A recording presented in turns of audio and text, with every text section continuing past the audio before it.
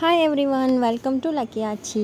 ఏంటి, నేను ఏదైనా పెళ్ళికి వెళ్తున్నాను అనుకుంటున్నారా? కాదండి, నేను చిన్న రెస్టారెంట్కి వచ్చాను. యాక్చువల్లీ మన విలేజ్లో సిటీలో రెస్టారెంట్స్కి తేడా ఏంటో ఈరోజు నేను మీకు చూపిస్తాను.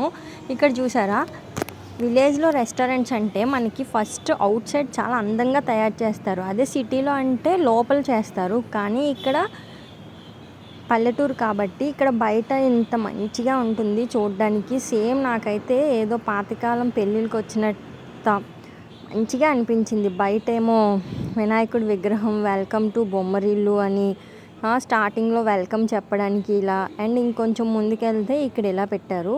అండ్ ఇలా వెళ్తే పక్క నుంచి మనకి కొంచెం స్టెప్స్ అనేవి కనిపిస్తాయి. ఆ స్టెప్స్ అనేది ఎక్కెళ్తే మనకి పైన left side right side rooms ఉంటాయి. ఆ రూమ్స్లోనే ఒక 4 టేబుల్స్ ఉంటాయి అన్నమాట. చిన్నది చూడడానికి, కానీ లోపల అయితే మనకి మంచిగా అనిపిస్తుంది అది చూడడానికి. చూసారా, ఇక్కడ పాతకాలం సినిమా హీరోయిన్స్, హీరో ఫొటోస్ అన్నీ ఉన్నాయి. యాక్చువల్లీ దీనికి బొమ్మరిల్లు అని టైటిల్ పెట్టడానికి కూడా రీజన్ అదే అయి ఉంటుంది. ఇంకొచ్చేసి నేను ఇక్కడ చికెన్ లాలీపాప్స్ ఆర్డర్ చేశాను. యాక్చువల్లీ మనకి విలేజ్లో తింటుంటే ఏమనిపిస్తుందంటే హోమ్ కుకింగ్ లాగానే అనిపిస్తుంది.